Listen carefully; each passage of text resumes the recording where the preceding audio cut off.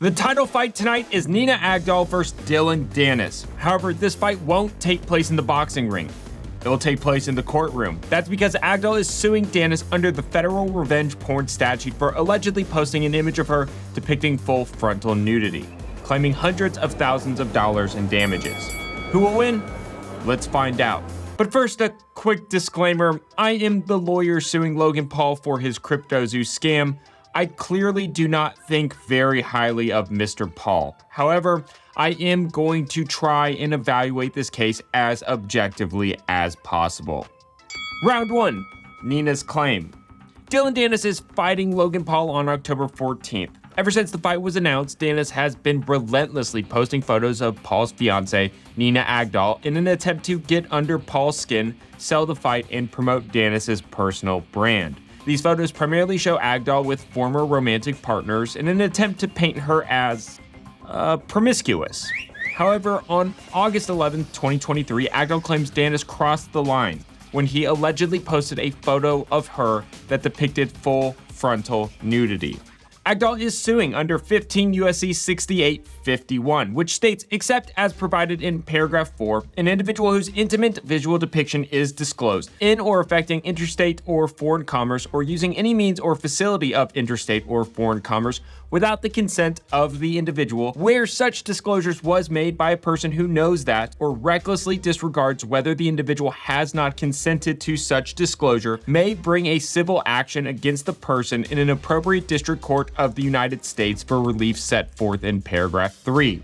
The appropriate district court here is the District of New Jersey because that's where Danis resides. And under 15 U.S.C. 6851, an individual may recover actual damages sustained by the individual or liquidated damages in the amount of $150,000 per occurrence. On top of that, the cost of the action, including reasonable attorney's fees and other litigation costs. And on top of that, the court may, in addition to any other relief, grant a temporary restraining order or other preliminary injunction. And because Agdal is suing in New Jersey, she's also alleging Danis is liable under New Jersey's invasion of privacy law as well. Really, the only question in my mind is, did the image Danis tweet constitute an intimate visual depiction? And according to the statute, the definition of what constitutes an intimate visual depiction includes, but is not limited to, a post-pubescent female nipple of an identifiable individual. If the photo Danis posted did in fact include full frontal nudity, well, it certainly appears Agdal has a prima facie case against Danis. Round 1 goes to Agdal. Round 2, Danis' defense. Here are the defenses to 15 U.S.C. Code 6851. The only defense that Danis can conceivably attempt to make an argument on is by somehow claiming that Agdal's intimate photos are a matter of public concern, as he has tweeted out. However, I think we all know this is a losing argument. Danis likely has no defenses to his conduct. Round 2 goes to Agdal as well. Round 3, Danis' self-inflicted wounds. In addition to the photo allegedly posted on August 11th, Danis claims to have a nuclear photograph that he has not posted on the internet yet. However, he has filmed himself allegedly showing the image to Aiden Ross. On top of that, Dillon Danis has allegedly sent the photo to Andrew Tate as well, who has acknowledged that he has seen the photo. If this photo is truly as intimate as Danis suggests, well, the disclosure of that photo to third parties very likely constitutes a violation of New Jersey's invasion of privacy law as well.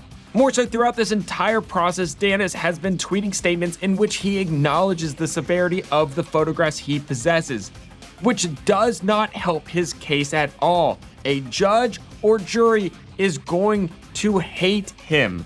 So if I were Agdal's lawyers, I would be asking the court for $150,000 for the August 11th tweet, $150,000 for the retweet, because remember, under the statute, it's $150,000 per violation. So the post and the retweet were two separate violations. On top of that, I would ask for punitive damages because of Danis' mental state throughout this entire thing, attorney's fees, and any other damages available under New Jersey invasion of privacy law. I think Agdal will win this case by knockout. I think Danis is on the hook for hundreds of thousands of dollars. Bonus round. Hey, Dillon. The whole purpose of getting served is to notify someone that there is a lawsuit. If you tweet about ducking service, you are acknowledging that you have actual knowledge of the legal proceedings. Agdal's legal team is going to show these tweets to the judge and ask them to proceed as if you had been served. Bonus round, weekend edition. The court has granted a restraining order against Danis. The only way Danis can contest this restraining order is if he makes an appearance in court. They have a hearing set on the restraining order for Tuesday. If he doesn't appear, the restraining order will be continued. Additionally, if Danis doesn't make an appearance in the lawsuit as a whole, he risks default.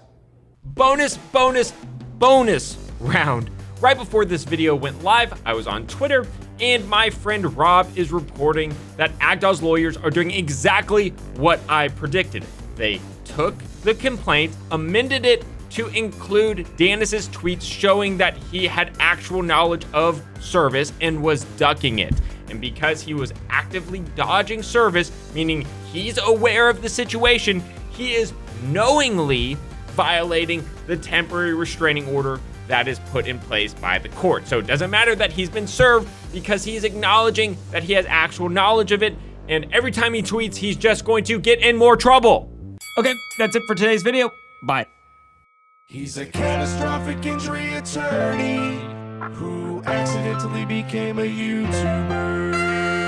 Attorney Tom.